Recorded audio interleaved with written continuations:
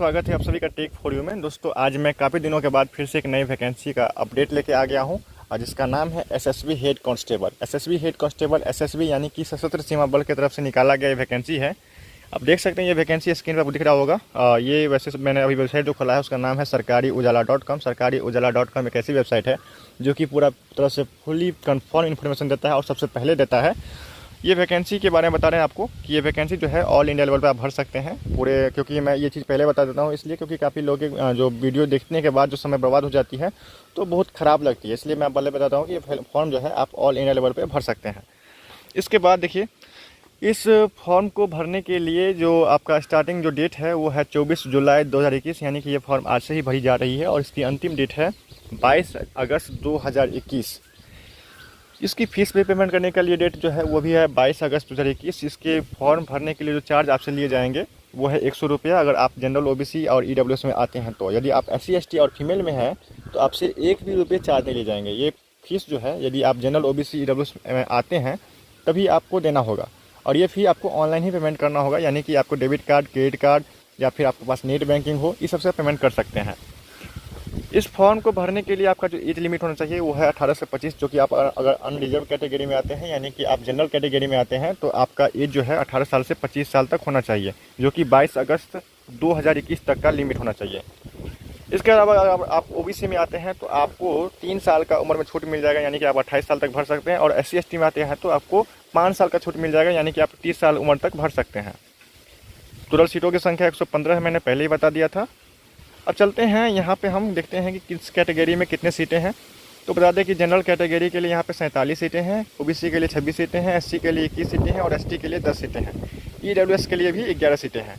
पे स्केल यानी कि आपको सैलरी के बारे में बता देते हैं कि सैलरी जो है आपका 25,500 से लेके 81,100 के बीच आपकी सैलरी होगी, और ये लेवल 4 के अंतर्गत आता है। इसके अलावा आप एजुकेशनल क्वालिफिकेशन की बात कर लेते हैं, यानी कि शैक्षणिक योग्यता आपके पास क्या होनी चाहिए। तो शैक्षणिक योग्यता किसी भी बोर्ड से, किसी भी सेंट्रल या स्टेट बोर्ड से या फिर इसके समकक्ष को भी बोर्ड से आपका 12th पास होना अनिवार्य होगा। 12th पास ही आपसे ये कंपलसरी है, 12th पास होना चाहिए।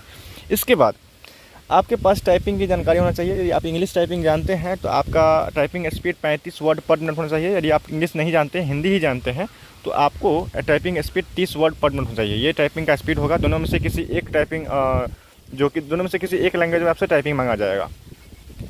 आप फिजिकल स्टैंडर्ड की बात कर लेते हैं, यानी कि आपकी जो हाइट कितनी होनी चाहिए। तो हाइट बता दें कि आपकी, अगर आप मेल है तो आपकी हाइट 165 सेंटीमीटर होना चाहिए, अगर आप फीमेल है तो 155 सेंटीमीटर आपकी हाइट होनी चाहिए। चेस्ट सिर्फ मेल के लिए लिया जाता है, जिसकी जो चेस्ट है वो 77 से 82 सेंटीमीटर आपकी चेस्ट होनी चाहिए।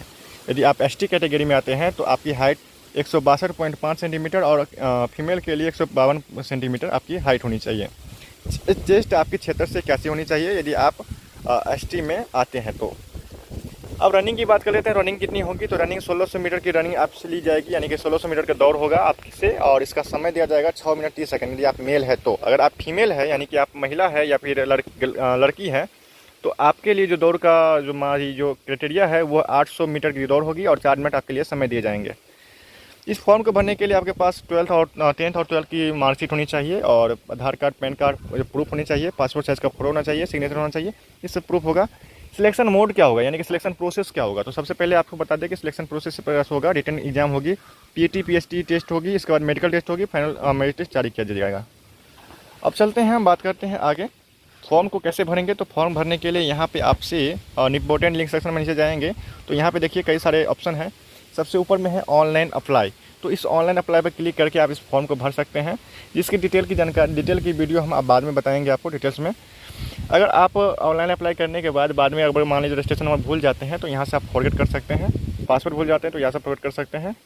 आपको ऑफिशियल नोटिफिकेशन डाउनलोड करनी है तो यहाँ से कीजिएगा, और हमारे टेलीग्राम चैनल से जुड़ने के लिए यहाँ पे क्लिक करके आप जुड़ सकते हैं। बहुत ही आसान है। आज के लिए बस इतना ही। Take for you. जय हिंद।